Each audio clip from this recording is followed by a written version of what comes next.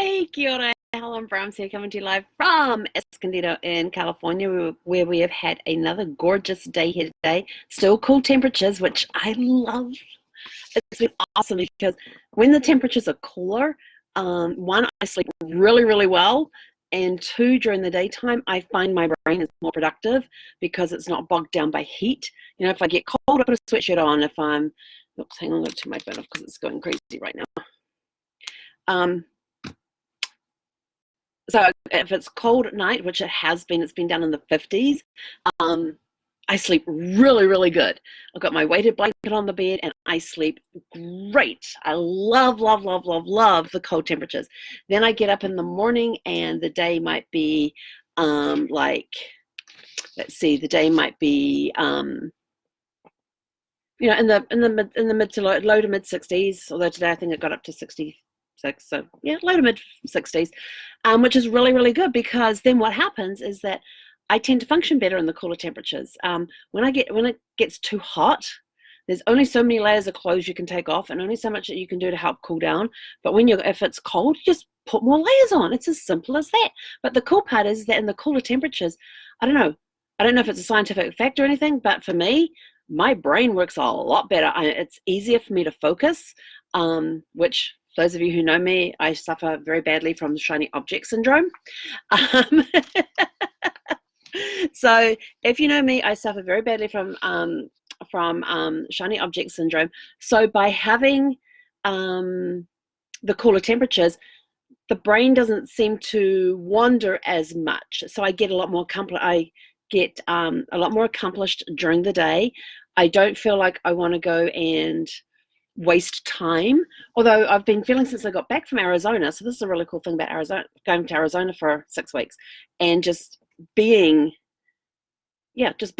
simple as that, just being, to be able to take the time to spend 3 or 4 days writing, to take the time to explore in between days where I was doing work and that sort of stuff. And I came back from Arizona with a very clear mind. So there's just something about Arizona, the air there, everything. I came back thinking a lot clearer. I've been a lot more focused since I got back. I've been way more productive since I got back. It's at times I look at where my production was before I went to Arizona and where it was when I came back, and there's a big difference. So I'm finding myself more productive, and now that the temperatures have dropped down, I am definitely more productive, definitely more focused, and a lot clearer on things too. So I don't know, I guess we call it the chill factor. It's cool. I don't know. But so back onto today's topic. Today, Zephy turned 10 months old. It was her 10-month birthday today. If you haven't checked out my Facebook page, I posted some pictures there that I took with her this morning. There was only one that she sat beautifully for. All the other ones were just like by chance. So the other photos that were by chance, because she was, after that one photo where she's sitting on the couch, all the rest of them were snippets between moments of action with her. She was on the go that whole photo session, because for some reason, as soon as she sees the phone come out and I switch it to selfie mode to try and get a picture of the two of us together, she just goes nuts. And she was so serious about wanting to play today. She had that big pink spiky thing that you'll see in one of the pictures. And there's a picture of me looking at her, the spiky thing sitting here on my shoulder, and she's got a paw in there. She had just rolled it up to that point. So she had pushed it up from behind with her nose and her paw and was holding it in place with her paw. And that was just a moment, because the next, if I'd taken another photograph, you would have seen it falling over the front of my shoulder. And that's kind of how we ended up with that next picture when I turned to her, because she came to see where the thing was, and just sort of like, oh, I'll give Mum a kiss while I'm here. So trying to get pictures with Zephy is, it's a challenge, but I love it. But just looking at where she's come in the last 7 weeks, because tomorrow will be 7 weeks. Tomorrow is also her 4th week of training. She's actually doing pretty well. She's a smart cookie, that one. She's so exhausted herself that she's already put herself to bed. She's curled up in her crate. Yep. She's curled up in the back of her crate, which basically means I'm done for the night. You can close the door. I'm not going to whine. If she's at the front of the crate, she kind of expects me to come over. But we have this thing at night that when it's time to go to bed, is that I get everything ready to go to bed. Then I go and I lay on the floor in front of her crate on my stomach, and I have my head just inside the crate there, and she'll come up and she'll give me a face bath, her kisses, and I just talk to her about the day and about how grateful I am that she's in my life, and we just have our little moment. And then once I've done that, I can then quite happily, because when she's decided she's had enough, she gets up, turns around, puts her back to me, and plonks herself down and curls up into a tight little ball with her back to me. And that's to say, shut up, Mum, I'm going to sleep. But if I go when she's not in that position, I'll lock everything up, I'll go and I'll brush my teeth, and I'll walk into the bedroom and she starts whining. It's like, and one night I totally forgot to get on my stomach with her. I just went over, closed the crate and walked away. Oh, she did not like that at all. I got told in no uncertain terms just how unhappy she was about me. But yes, we've been for like 3 walks today, I think, 2-3 walks. But on our third walk, there were people that we had met on one of the sites over the other side where we used to be before we moved to this one. We got to know them pretty well. They've been having some problems with their fifth wheel, and their fifth wheel is currently back at the service station, at the service place again. Excuse me, to get things fixed that were supposed to be fixed last time. And they've got a U-Haul sitting on their site right now that's just got stuff in there that they had to take out of the RV until the fifth wheel comes back. And so they happened to be there on one of our walks. Well, Janet was walking across the road to talk with one of the ladies from across the way from her RV, and Zephy saw her, and all of a sudden she's down low and she's in pulling mode. She's just pulling me along. She's a strong little thing for like 22 pounds. She's got some strength in her, that thing. And I'm like, arm fully outstretched. And as soon as she gets there tight to their site, she takes a left turn and goes down the side of their truck to where the U-Haul is, where Janet's husband Wayne was busy closing up the U-Haul. And she was all over Wayne, jumping up on him. I mean, that's her boyfriend. She just absolutely loves and adores Wayne. And so we finally got her settled down and all that, and she's finally just laying there quietly on the ground. And then Janet walks back from being across the road, and Zephy's off and all excited all over again. So she had a very busy day, lots of playing today. So we got a lot of work done, we got a lot of playing in, and now she is conked out, curled up in the back of her crate. But she's still left out her, she's got these 3 toy things. One of them's like a mess. Then she's got 2. One's a Kong and one's this other thing that you can stuff treats into. The Kong and the other thing you can stuff treats into. And she left them, all 3 of them lined up by my chair. And so I looked at it and thought, yes. And you'll see that in a picture on my Facebook page that I posted just earlier. So to say, yep, Mum, I want treats. So I think that's her message. But she hasn't bugged me about it. She's been really good today. Her loose leash walking is coming along really good. Except for when there's new dogs arrive, because they leave their scent around, and now it's all of a sudden, ooh, we have to go sniff this because there's a lot of new dogs in this area. There's new smells going on. People, campers have moved out, campers have moved back in. So it's been kind of interesting. And yesterday I reported that Santa was here on vacation and just across the road from me. I got to see Mrs. Claus today. She was out taking the trash out this morning. And she could very definitely be a Mrs. Claus, no problem at all. So it's kind of fun. And I got to see him out walking around today as well, but I didn't have my phone with me handy to be able to get a better picture than what I posted yesterday. So it's kind of fun. But yeah, had a great connection today. Got to meet up with my friend Susie, and we had a wonderful conversation. We always do. And Susie's one of those people who I have never met in person, but we feel like we've known each other forever. A very dear friend. She's been there through everything that Brad was going through. She would just call me out of the blue and say, I had a feeling that you needed somebody to talk to, or something just prompted me that I had to call you. And she was always calling at the perfect time. And I remember one of the places we were in that we were staying in, it was this 2-bedroom condo thing. And it was really funny because our office was a shared nook we had a living room area, and then we had this little nook off the side of the living room area, which could have easily been turned into another bedroom had they put a wall up. And Brad and I shared that as office space. So trying to have a conversation on a phone in that area in the living room, especially if Brad was watching TV and I was working, because my desk was right behind the TV, it made it difficult. So whenever Susie would call, I would get up, I would walk into our bedroom, walk into the walk-in closet, which was this massive, it could have been a spare bedroom by itself if you took out everything on the inside and put the bed in there, close the door, and I basically had like extra bedding that we didn't need at the time. It was down on the floor as part of the storage thing, and I would just I threw some pillows in, so I had my own little comfy out of the way place where I could sit and have phone conversations. It was really cool. So and I would always go and hide in the closet whenever Susie called, and we would have these great conversations. And it was my little safe space. I don't know what it is with me and walk-in closets, but I like walk-in closets. I don't have one in the RV, but then I don't really need one because it's just me. But yeah, so it's been a great day. I've got a worn-out puppy, which is awesome. Great connections, and I was able to connect, refer Susie to some friends of mine whose services she'd be able to use for her business that she needs. So overall today, it's very accomplished. My project is all but done. I just have to hit the go button. But I thought I'll come get this done, go hit the go button on that, and that's going to take, well, once the go button is done, my project is officially complete.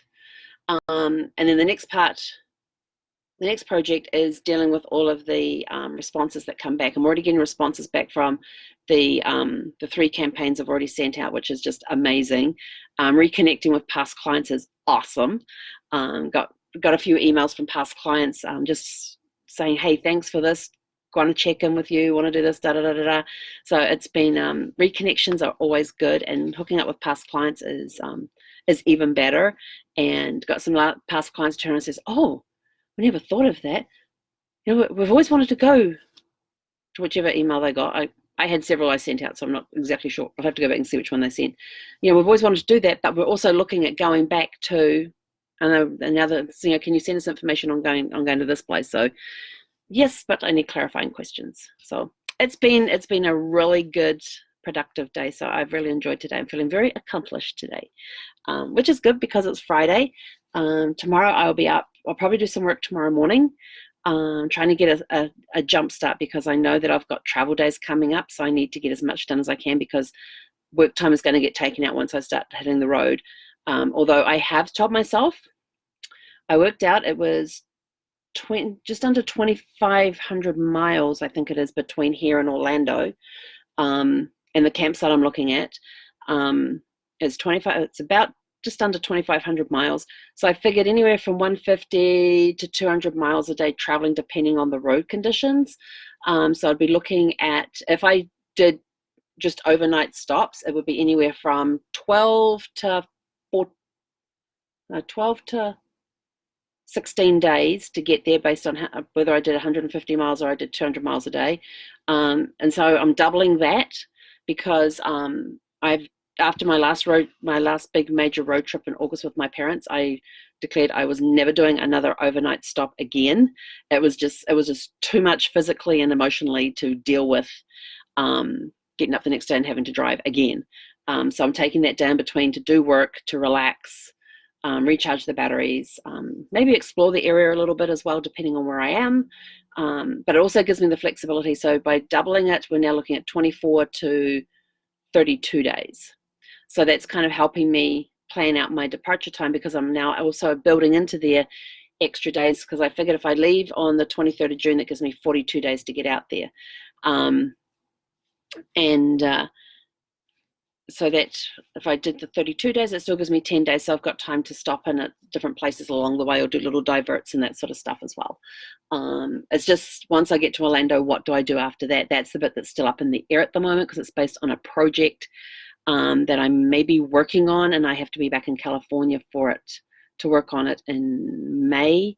But that one's still up in the air at the moment. So yes, we're following up on that one to see what's going to happen on that one, to see if I'm needed here in May for that. And if I'm not needed here in May, then it's a big road trip. Like, we're going to be doing, I can't see my map from here, going up the eastern seaboard. I want to go up into Maine and New England area, where Brad always told me he would take me and never did. And then come across the northern states, maybe go up into Canada at the same time. So it's sort of like zigzag my way across, and then drop back down to, I know I'm in Colorado Springs in June. So that's my other deadline, Colorado Springs in June. So that's the only, and then back here in San Diego by the end of August, because my oldest grandson starts kindergarten around that time. So I want to be back for that, to hear how his first day at kindergarten was. And then I'll probably take off again at the end of September. I'm actually thinking going back, making like an annual trip to Arizona in the month of October, because that was really cool being there in October. The temperatures were gorgeous. There weren't a lot of people around. It was before the snowbirds arrived. It was great. I just loved the time I spent in Arizona for that 6 weeks. And there's plenty of places there that I want to go back and explore. So I think this time I might go back to Arizona again and for October. So I'm thinking on that. But then I have another project that may put the kibosh on that one.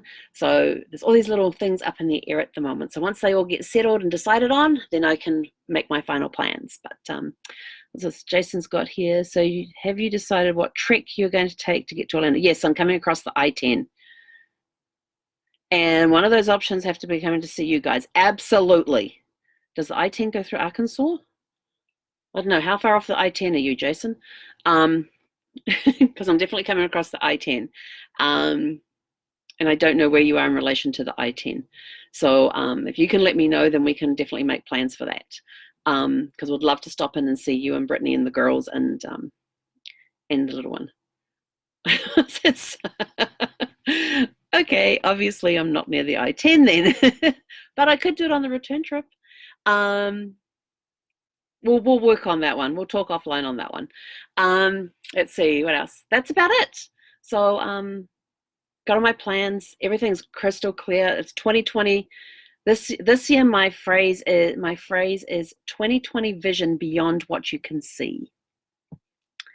So, and I picked that one for several reasons. One is that beyond what you can see is stepping out in faith.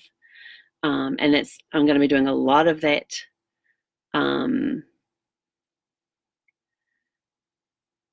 Okay, double that for me in the RV then. Let's see. So my statement for this year is 2020 vision beyond what you can see. And the beyond what you can see is basically stepping out in faith. That I have the plans. They are the plans I'm supposed to be following. And if the plans get obstacles or changes made to them, then that's part of the beyond what I can see, because obviously there's something beyond the horizon that I can't see, which is why the plans are changing. So 2020 vision beyond what we can see is all about stepping out in faith this year and following my gut, following my heart, and seeing where it takes me. So I'm excited about this year. It needs to go on that's a great idea, Jason. I like that. It's got to have sparkles on it though. Have to have some little sparkles around it. I'll actually post the meme that I did for that when we get off here, because I have a meme that I made, a little meme picture thingy that I made up for it, which is kind of cool. I kind of like it, so I will post that after this. But that's it from me for this evening. I am sucks was supposed to be shucks. God, I love the finger of trouble. I love that.